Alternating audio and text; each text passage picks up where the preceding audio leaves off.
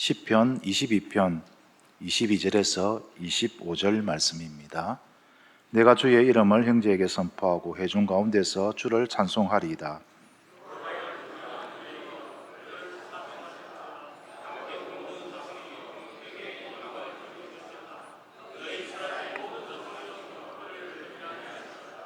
그는 공고한 자의 공고를 멸시하거나 싫어하지 아니하시며 그의 얼굴을 그에게 숨기지 아니하시고 그가 울부짖을 때에 들으셨도다. 큰 회중 가운데에서 나의 찬송은 주께로부터 온 것이니 주를 경외하는 자 앞에서 나의 소원을 갚으리이다. 아멘. 살다 보면 누구나 이해할 수 없는 고난의 시간이 있습니다. 아무리 기도를 해도 상황은 달라지지 않고 최선을 다해서 살았는데도 예상치 못한 아픔이 찾아올 때가 있습니다. 나는 신앙생활을 열심히 했는데도 불구하고 병이 찾아오고 가정에 어려움이 생기고 사업이 무너지고 사랑하는 사람과 이별하기도 합니다. 그럴 때 우리는 마음속으로 이런 질문을 하죠. 하나님, 왜 저입니까? 왜 이런 일이 저에게 일어납니까?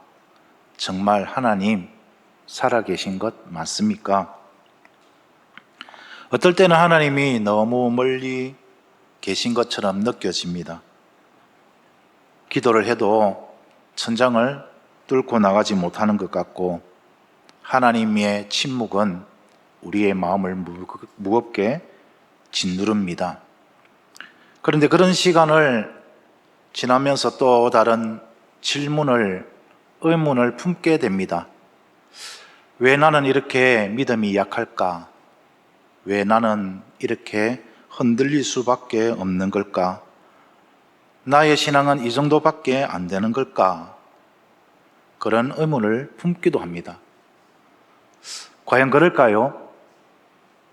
고난 앞에서 흔들리고 눈물을 흘리고 하나님께 이유를 묻는 것이 믿음이 없다라는 증거일까요? 성경은 그렇게 말하지 않습니다. 성경에 보면 가장 위대한 믿음의 사람들도 하나님께 같은 질문을 던졌습니다. 욥도 그랬고 예레미야도 그랬고 엘리야도 그랬습니다. 오늘 이 시편을 쓴 다윗도 마찬가지였습니다. 여러분 성경책 가지고 계시면 시편 22편 첫머리에 그가 어떻게 절규를 하는가 보십시오. 1절입니다. 내 하나님이여, 내 하나님이여, 어찌 나를 버리셨나이까? 어찌 나를 멀리하여 돕지 아니하시오며 내 신음소리를 듣지 아니하시나이까? 여러분, 다윗의 무거운 마음이 느껴지십니까? 그는 단순히 힘들다라고 말하지 않습니다. 하나님, 왜 나를 버렸습니까? 기도해도 응답이 없고 울부짖어도 하나님은 침묵하는 것만 같습니다. 다윗에게 있어서 가장 큰 고통은 원수들이 아니었습니다. 질병도 아니었고요, 가난도 아니었습니다. 그에게 가장 큰 고통은 하나님께서 자신을 버린 것 같은 느낌이 든 것입니다. 그렇다면 다윗이 이렇게 절규하는 것이 믿음이 없어서일까요? 만일 그렇다면 우리도 한 분을 믿음 없는 사람으로 말해야 할 것입니다. 바로 예수 그리스도시죠. 예수님은 십자가 위에서 다윗과 똑같은 말씀을 외쳤습니다. 엘리 엘리 나막 사막다니, 나의 하나님 어찌하여 나를 버리셨나이까? 예수님도 십자가에서 하나님께 부르짖었습니다. 그렇다면 예수님은 믿음이 없는 것일까요? 결코 그렇지 않죠. 예수님은 아버지의 뜻을 이루기 위해서 끝까지 순종하셨습니다. 우리가 받아야 할 심판을 대신 받기 위해서, 우리가 당해야 할 버림을 대신 당하기 위해서 그 누구보다도 완전한 믿음으로 순종했던 분이 바로 예수님이십니다. 예수님은 참 하나님이시면서 참 인간이셨습니다.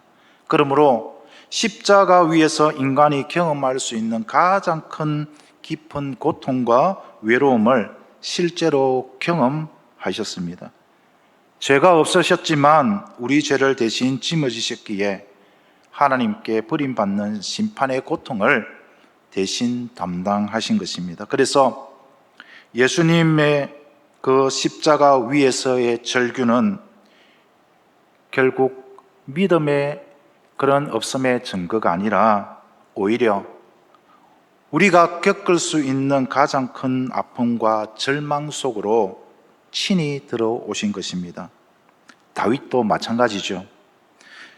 그에게는 하나님을 향한 믿음이 있었습니다. 하지만 현실의 고통이 너무 크고 무거웠기에 하나님께 울부짖을 수밖에 없었던 것입니다. 하지만 중요한 사실이 있습니다. 다윗은 하나님의 뜻을 이해할 수 없었습니다. 하나님께서 너무 멀리 계신 것처럼 느껴졌습니다. 그러나 그는 하나님을 떠나지 않았습니다. 하나님을 포기하지도 않았습니다. 오히려 자신의 상처와 눈물과 탄식을 있는 모습 그대로 하나님 앞에 가지고 나왔습니다. 사랑하는 성도 여러분, 이것이 믿음입니다. 믿음은 아프지 않은 척하는 것이 아닙니다. 괜찮습니다. 아무 일 없습니다. 나는 흔들리지 않아요. 이렇게 말하는 것이 믿음이 아닙니다. 믿음은 가장 아플 때일수록, 가장 힘들 때에도, 가장 이해되지 않을 때에도 있는 모습 그대로 하나님께 나아가는 것, 이것이 믿음인 것입니다.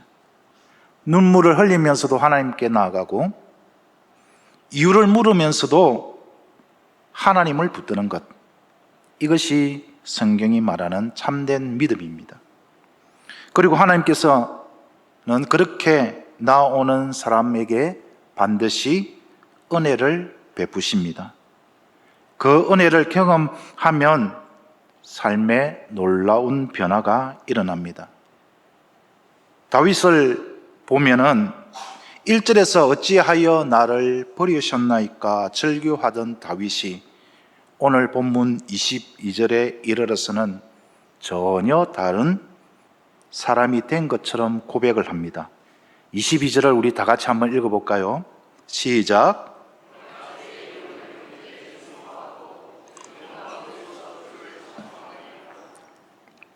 분명히 1절에서 다윗은 절규했습니다. 울부짖었습니다. 절망 속에서 소망이 끊어진 듯 하나님께 매달렸습니다. 그랬던 그가 이제는 선포하겠다, 찬양하겠다, 당당하게 외치고 있습니다. 무엇이 달라졌을까요? 환경이 바뀌었을까요? 아닙니다. 원수는 여전히 그 자리에 있습니다. 문제가 모두 해결된 것도 아닙니다. 그런데도 다윗은 더 이상 절망을 노래하지 않습니다. 하나님을 찬양합니다. 왜 그렇습니까? 다윗은 구원의 은혜를 다시 경험했기 때문입니다. 여기서 중요한 게 다시입니다. 이전에 구원의 은혜를 경험한 것에서 그친 것이 아니라 다시 하나님의 구원의 은혜를 경험했습니다. 그 하나님의 구원의 은혜를 다시 경험하니까 달라진 게 바로 다윗의 시선이었습니다. 달라진 것은 다윗의 시선이었습니다. 환경이 아니었습니다. 상황이 아니었습니다. 고난을 바라보던 그의 시선이 하나님을 바라보기 시작했습니다. 환경보다 하나님의 약속을 더 붙들었습니다. 문제보다 하나님의 신실하심을 바라보기 시작했습니다. 그래서 절망이 찬양으로, 탄식이 감사로, 눈물이 예배로 바뀌게 된 것입니다. 사랑하는 성도 여러분, 구원의 은혜는 우리의 환경을 가장 먼저 바꾸는 것이 아닙니다.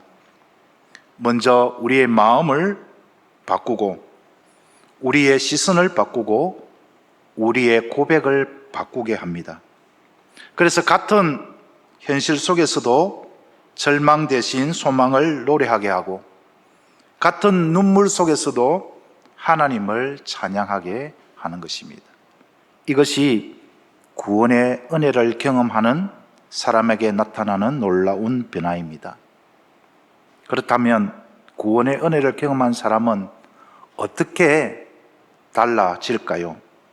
오늘 본문을 통해서 하나님께서 우리에게 주시는 세 가지 은혜를 함께 살펴보면서 우리의 삶도 절망에서 찬양으로 변화되는 은혜가 날마다 경험되는 우리의 삶이 되기를 주님의 이름으로 축원드립니다. 첫 번째, 구원의 은혜를 경험하는 사람은 하나님의 은혜를 담대하게 선포합니다. 선포라는 것이 무엇입니까? 속에 나 혼자 간직하는 것이 아니죠. 다른 사람들이 다 들을 수 있도록, 알 수 있도록 큰 소리로 외치는 것을 말합니다. 구원의 은혜를 경험하는 사람은 더 이상 침묵할 수가 없습니다. 은혜는 마음속에만 간직하는 것이 아니라 입술을 통해서 흘러나오게 되는 것입니다. 오늘 본문 22절을 다시 한번 읽어볼 텐데요. 내가 주의 이름을 형제에게 선포하고 회중 가운데서 주를 찬송하리이다. 1절에서 분명히 어찌하여 나를 버리셨나이까 절규하던 다윗이 이제는 주의 이름을 내가 선포하겠습니다 라고 고백을 합니다. 탄식이 선포로 바뀌었습니다. 절망이 찬양으로 바뀌었습니다.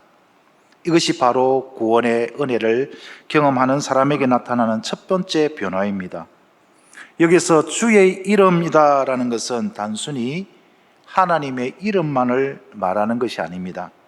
이름 하면은 그 존재의 속성, 성품, 인격, 권위, 이 모든 것을 말합니다. 그래서 주의 이름을 선포하겠습니다라는 것은 하나님이 어떤 분이신지를 증거하겠습니다라는 의미입니다. 여러분이 경험한 하나님은 어떤 분이십니까? 그 사람을 내가 안다라고 말하고 그 사람을 다른 사람에게 소개시켜 줄 수 있는 가장 확실한 방법은 경험하는 것입니다.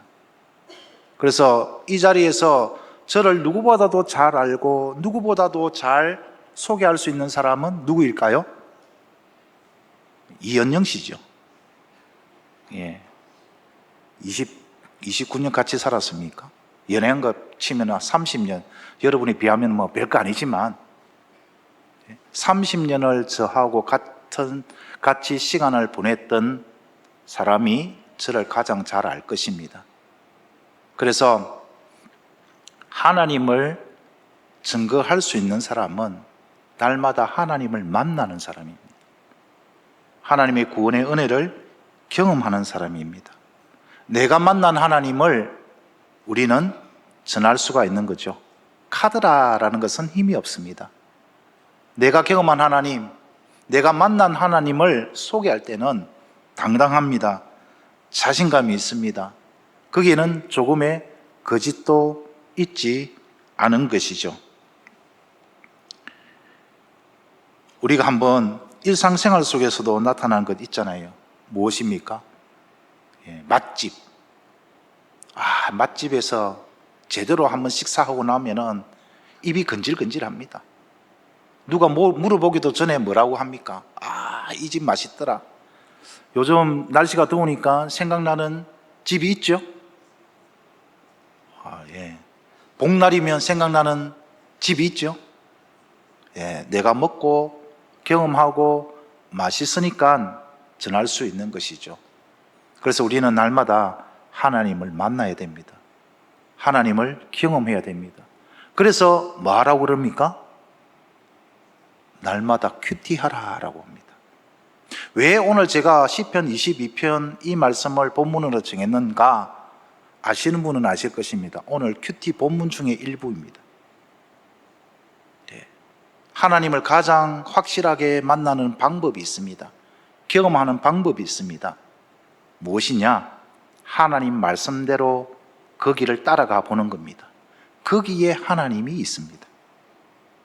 하나님의 말씀을 따라 살지 않으면 하나님을 만날 수가 없습니다.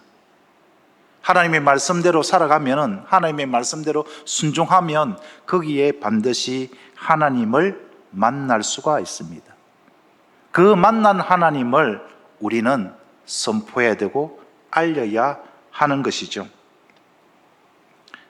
왜 우리가 하나님을 알려야 됩니까? 쉽게 말하면 왜 복음을 전해야 되는가? 왜 전도해야 되는가?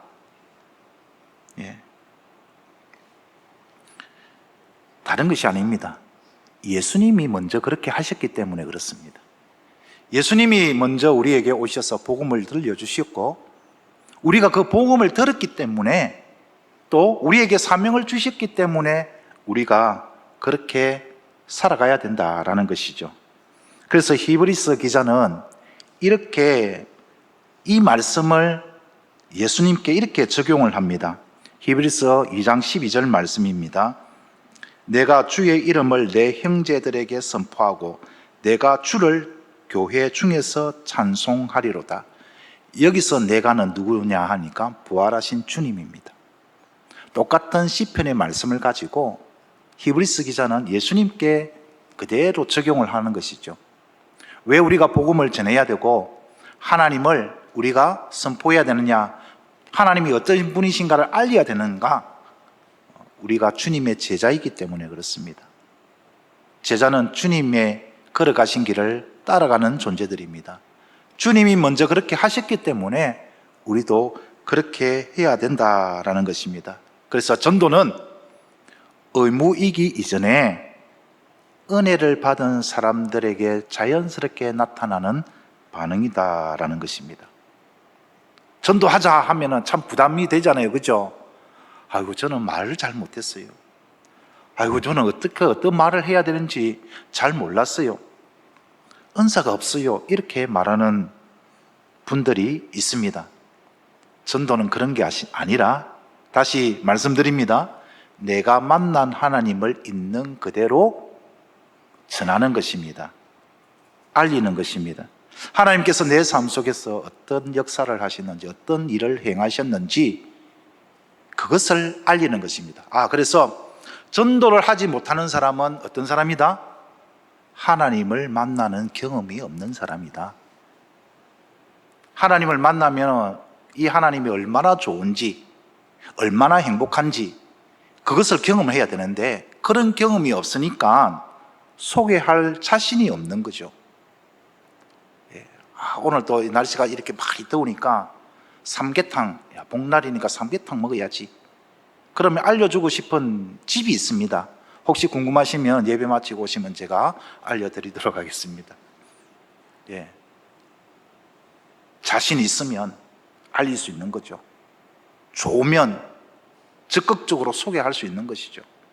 그래서 하나님의 은혜를 경험해야 됩니다. 날마다 경험해야 됩니다. 어떻게 해요? 큐티 하셔야 됩니다. 큐티 하십시오. 큐티를 통해서 하나님이 이래 가라 하면 이렇게 가고 저리로 가자 하면 저리로 갈 때에 하나님을 만나게 되고, 그 하나님을 만날 때 우리는 하나님이 주시는 그런 은혜로 하나님의 복음을 마음껏 전하고 선포할 수 있는 복된 삶이 될 수가 있는 것입니다. 두 번째로, 구원받은 성도는 어떤 상황에서도 하나님께 영광을 돌립니다. 어떤 상황에서도입니다. 어떤 상황에서도 하나님께 영광을 돌립니다. 오늘 본문 23절이죠. 여호와를 두려워하는 너희여 그를 찬송할지어다. 야곱의 모든 자손이여 그에게 영광을 돌릴지어다. 너희 이스라엘 모든 자손이여 그를 경외할지어다. 다윗은 22절에서만 머물지 않습니다. 이제 모든 회중들한테 하나님께 영광을 돌리라고 그렇게 권유를 하고 있습니다. 이 세 가지 명령은 어떻게 보면 똑같습니다. 하나님께 영광을 돌려라 라는 것입니다. 하나님이 구원의 그 은혜를 경험하니까 하나님께 영광을 드려야 되겠다라는 마음이 절로 생긴 것이죠. 우리의 인생의 제일된 목적이 무엇이냐? 웨스트민스터 대소교리 문답 1문이 이 질문이죠. 여러분의 인생의 제일된 목적, 목표는 무엇입니까? 휴가 가는 겁니까? 이거 어디로 휴가 가야 될까? 행복입니까? 예. 솔직하게 한번 질문해 보십시오. 여러분의 인생의 제일된 목적은 무엇입니까?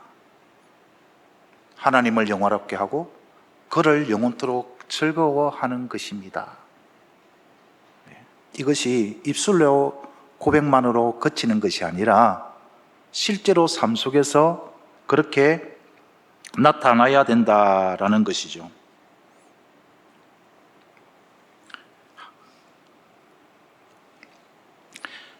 참 쉽지가 않습니다. 하나님께 영광을 돌린다는 것이 뭘까?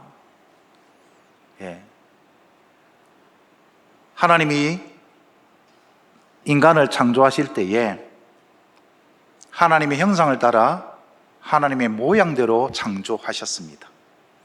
여기서 형상이라 말은 하나님의 성품인 것을 아시죠? 하나님은 영이시기 때문에 어떤 모양이나 형체가 없습니다. 그래서 하나님의 형상을 따라 하나님의 모양대로 지음받았다라는 것은 첫 번째 하나님의 성품을 닮았다라는 것입니다.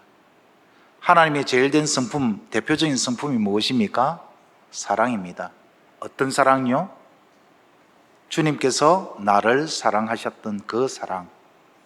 그 사랑을 실천하는 것이 하나님의 영광을 나타내는 것이고 하나님께 영광을 올려드리는 것입니다. 다윗은 24절에서 이렇게 고백을 합니다. 그는 공고한 자의 공고를 멸시하거나 싫어하지 아니하시며 그의 얼굴을 그에게서 숨기지 아니하시고 그가 부르짖을 때에 들으셨도다. 하나님은 우리의 연약함을 가지고 멸시하거나 책망하지 않습니다. 오히려 안타깝게 생각하시죠. 사랑의 눈길로 그렇게 우리를 바라보십니다. 하나님의 사랑은 결코 변하지 않습니다. 하나님의 약속도 변하지 않고요. 하나님은 한 번 약속하신 것은 반드시 지키시는 신실하신 분이십니다. 외면하는 것 같지만은, 응답이 없는 것 같지만은 하나님은 우리의 기도를 듣고 계십니다. 그리고 가장 정확한 때에 가장 선한 방법으로 하나님은 완전한 계획에 따라서 하나님 당신의 뜻을 이루어 가십니다. 그것을 오늘 오전 설교에서 뭐라고 했죠? 형통한 삶이다 그랬습니다. 다윗은 이것을 경험을 했습니다. 비록 지금 상황은 너무 어렵고 힘들지만 하나님의 신실하심을 믿었습니다. 또 한 사람이 있죠. 대표적인 사람. 나 같으면 진짜 죽고 싶은데 아무 소망도 없는데 절망적인데 그런 중에서도 하나님을 찬송하겠다라고 고백했던 한 사람이 있습니다. 혹시 기억나십니까? 변상기 목사 아니고요. 욥입니다. 욥 잘 아시죠? 하루아침에 모든 것을 잃었습니다. 10명의 자녀도 잃었고 재산도 잃었고 병까지 생겼습니다. 위로한답시고 친구들이 찾아와서는 다 네가 죄를 지어서 그렇다라고 정죄했습니다. 심지어 아내마저도 하나님을 저주하고 죽으라 그런 말까지 했습니다. 참 살고 싶은 마음이 하나도 없었을 것입니다. 그런데 하나님의 신실하심을 믿는 야곱의 고백을 들어보십시오. 욥기 1장 21절입니다. 주신 이도 여호와시요 거두신 이도 여호와시니 여호와의 이름을 어떻게 하겠다? 찬송하겠다. 이것이 믿음입니다. 오늘 설교를 마치면 부를 찬양인데요, 이 찬양의 스토리를 알면 여러분 깜짝 놀랄 것입니다. 이 찬양을 지은 분은 딸이 4명이 있었습니다. 아내와 함께 배를 타고 가던 중에 배가 침몰하고 맙니다. 그래서 4명의 딸은 다 죽고 아내만 겨우 살아남습니다. 아내가 전보 한 통을 보내죠. 나만 살았어요. 그 소식을 듣고 남편은 아내를 만나기 위해서 배를 타고 갑니다. 한참 가다가 선장이 알려주죠. 이곳이 배가 침몰한 지점입니다. 그 소식을 듣는 순간 억장이 무너지는 것 같았습니다. 너무 슬퍼서 하나님께 기도합니다. 그리고는요, 이렇게 찬양합니다. 내 영혼이 내 평생에 가는 길 순탄하여 늘 잔잔한 강 같든지 큰 풍파로 무섭든지 어렵든지 나의 영혼은 편하다. 어떻게 이런 찬양이 나올 수가 있습니까? 지금은 괴로워 미치겠는데, 힘들어 죽겠는데, 이런 찬양이 나올 수 있었던 이유는 하나님의 신실하심을 믿었기 때문인 것입니다. 사랑하는 성도 여러분, 우리 하나님은 신실하신 분이십니다. 절대로 거짓말 하시는 분이 아니십니다. 내 생각대로 안 된다고 해서 하나님이 거짓말 하시는 분이 아닙니다. 내 생각대로 되지 않지만은 하나님은 선하시고, 하나님은 인자하시고 자비하시고, 가장 선한 것을 가장 좋은 방법으로 가장 적당한 때에, 적절할 때에 우리에게 일하시는 하나님이십니다. 믿으십니까? 다윗의 고백을 다시 한번 들어보십시오. 그가 부르짖을 때에 들으셨도다. 그가 부르짖을 때에 들으셨도다. 과거형입니다. 이미 들으셨다 말씀하십니다. 참 은혜인 것은 구학구 목사님을 통해서도 같은 메시지를 주셨어요. 내가 말하기도 전에 아시는 하나님. 같은 맥락 아니겠습니까? 내가 기도하기 전에도 아시는 하나님, 내가 기도할 때는 이미 들으시고 응답하시는 하나님. 그런데 우리는 하나님이 듣지 않다라고 말합니다. 하나님이 거절하셨다라고 말을 합니다. 거절일 수도 있습니다. 그러나 듣지 않으셨던 것이 아닙니다. 하나님은 다 듣고 계십니다. 그리고 응답을 주십니다.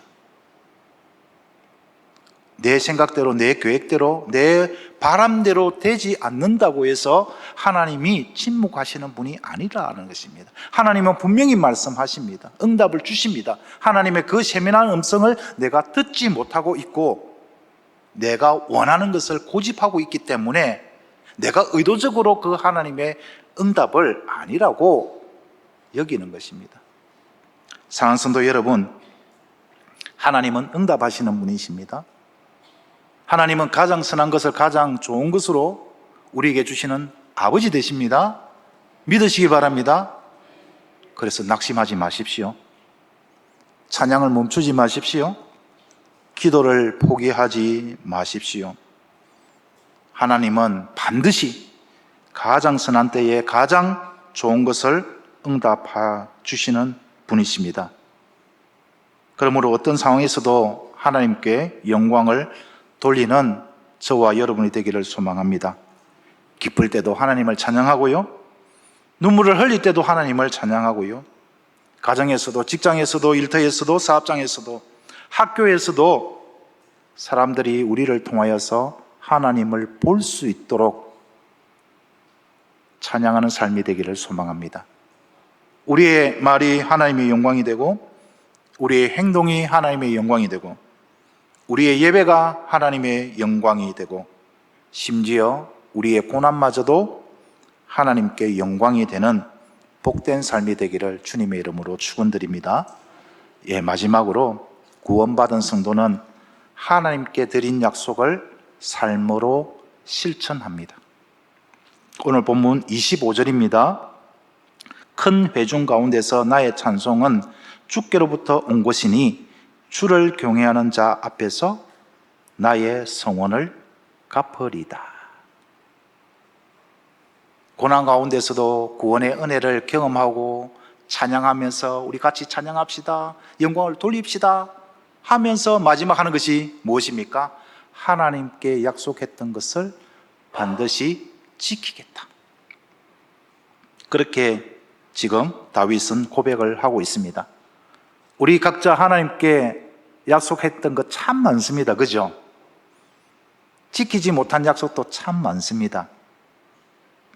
하나님께 영광이 되는 것 무엇이겠습니까? 그 약속을 신실하게 지키는 것입니다. 신실하신 하나님을 믿는 신실한 사람은 약속을 지키는 사람입니다. 목사로서 안수를 받을 때 하나님께 했던 수많은 약속들 지키고 있는가 가만히 생각해 보니까 지키고 있는 것보다 지키지 않는 것들이 더 많더라고요. 여러분, 주님께 은혜를 받았던 순간 그 은혜에 감격해서 주님께 약속했던 약속들 참 많을 것입니다. 오늘 예배를 마치고 곰곰이 한번 생각해 보시길 바랍니다. 그 약속들 나를 지금 잘 지키고 있는가? 구원의 은혜는 결코 말로 끝나지 않습니다. 구원의 은혜를 경험한 사람은 반드시 삶이 달라져야 됩니다. 예배가 달라져야 하고 기도가 달라져야 하고 말이 달라져야 하고 가정이 달라져야 하고 삶의 가치관과 방향이 달라져야 합니다. 이유가 무엇입니까? 하나님께서 우리의 삶을 새롭게 해주셨기 때문이죠. 고린도후서 5장 17절 우리가 너무나도 잘 아는 말씀이지 않습니까? 그런 적 누구든지 그리스도 예수 안에 있으면 새로운 피조물이라 이전 것은 지나갔으니 보라 새 것이 되었도다. 구원은 단순히 죄사함을 받는 것만이 아닙니다. 새로운 삶을 살아가는 출발점이 구원인 것이죠. 그래서 참된 은혜는 반드시 순종의 열매로 나타난다라는 것입니다. 우리의 모습을 한번 돌아보기를 소망합니다. 참 우리 은혜를 가운데 감격하면서 요즘은 좀 그런 게 작은 것 같은데 옛날에 그랬잖아요. 그죠? 부흥회 하면 참 뜨겁게 기도하고 은혜 받고 하나님 앞에 이렇게 살겠습니다 막 약속을 합니다. 그런데 며칠 지나지 않으면은 그 약속이 자꾸 희미해지고 요즘 사사기를 그렇게 묵상하고 있는데 사사기 시대의 사람들의 모습이나 오늘 나의 모습이나 별로 다를 게 없다라는 것들을 또 한번 발견하게 되잖아요. 그죠? 은혜 가운데서 살아갈 때에 평안을 주시면은 참 감사하고 더욱더 은혜를 기억하면서 은혜 받은 사람답게 살아야 되는데 어느 순간에 하나님의 은혜를 잊어버리고 하나님을 멀리하고 그래서 하나님께서 사랑의 매를 드시면 또 정신을 차려서 하나님 붙잡다가도 또 그 문제가 해결되고 또 내 삶의 평안이 찾아오면 또 하나님을 잊어버리게 되고 하나님은 또 멀어진 마음을 또 돌이키기 위해서 또 사랑의 매를 들고 그러면 또 하나님 잘못했습니다. 반복되는 그 삶의 모습이 우리의 모습이지 않습니까? 그럼에도 불구하고 하나님은 기다리고 계십니다. 그 약속을 지킬 때까지 하나님은 기다리고 계십니다. 왜? 하나님은 신실하신 분이시기 때문에 하나님은 한번 약속하신 것을 반드시 지키시는 분이기 때문에 그렇습니다. 예수님도 그렇게 말씀하셨습니다. 너희가 나를 사랑하면 내 계명을 지킬지니라. 주님을 사랑하는 사람은 주님의 계명을 지키는 사람입니다. 그리고 야고보는 더 엄하게 경고를 했죠. 행함이 없는 믿음은 그 자체가 뭐다? 죽은 것이다. 하나님 믿습니다. 주님 믿습니다 라고 하는데 내가 약속한 대로 행하지 않고 주님 말씀대로 행하지 않으면은 그 믿음은 가짜다. 그렇게 이야기를 합니다. 여러분, 가짜를 가지고는 천국 갈 수 없습니다. 믿음은 진짜여야 됩니다. 예. 우리의 믿음이 진짜인 줄 믿습니다. 예, 지금 비록 온전히 순종을 하지 못하지만 그런 의지가 있잖아요. 그런 마음이 있잖아요. 그래서 여기서 조금 더 노력하면 될 것 같습니다. 한번 이런 세약을 한 적은 없는지 한번 살펴보시길 바랍니다. 예배를 회복하겠습니다. 결단하셨다면 끝까지 예배 자리를 지키시길 바랍니다. 기도하겠습니다. 결단했다면 꾸준히 무릎을 꿇으시길 바랍니다. 말씀대로 살겠습니다. 결단했다면 삶 속에서 말씀을 실천하시길 바랍니다. 전도하겠습니다. 결단했다면 한 영혼을 찾아가 복음을 전하시길 바랍니다. 섬기겠습니다 라고 고백했다면 기쁜 마음으로 섬기시길 바랍니다. 여러분한테 권유하는 것이 아니라 제 자신한테 그렇게 말하고 있는 것입니다. 변 목사, 네가 그렇게 결단하지 않았느냐? 그러면 그 결단한 대로 약속을 지키라. 그렇게 신실하게 약속을 지킬 때에 하나님은 우리의 삶을 통해서 영광을 받으실 것입니다. 말씀을 정리하도록 하겠습니다. 여러분, 아직도 시편 22편 1절의 말씀에 머물고 있지 않습니까? 나의 하나님, 나의 하나님, 어찌 나를 버리셨나이까? 괴로움 중에, 고통 중에 있지는 않습니까? 반드시 그 삶이 22절의 삶으로 바뀌게 될 줄 믿습니다. 주의 이름을 선포하고 하나님의 영광을 나타내고 하나님의 그 복음을 전하는 복된 삶으로 바뀌게 될 것입니다. 우리의 시선이 이제 하나님께로 고정되기를 소망합니다. 절망을 바라보던 눈이 하나님을 바라보기를 원합니다. 고난을 붙들고 있던 손이 하나님의 신실하신 약속을 붙들기를 소망합니다. 환경보다 크신 하나님을 다시 보기를 소망합니다. 그럴 때 지금 나의 탄식이 찬양으로 바뀌게 될 것입니다. 오늘 주신 말씀은 다시 한번 정리해 드리겠습니다. 구원의 은혜를 받은 성도는 하나님의 은혜를 담대하게 선포합니다. 어떤 상황에서도 하나님께 영광을 돌립니다. 하나님께 드린 약속은 삶의 순종으로 끝까지 실천합니다. 이것이 구원받은 성도들에게 나타나는 삶의 변화였습니다. 이 삶의 변화가 날마다 우리의 삶 가운데 드러나므로 이 여름에 하나님의 마음을 시원케 해드리는 복된 저와 여러분이 되기를 주님의 이름으로 축원드립니다.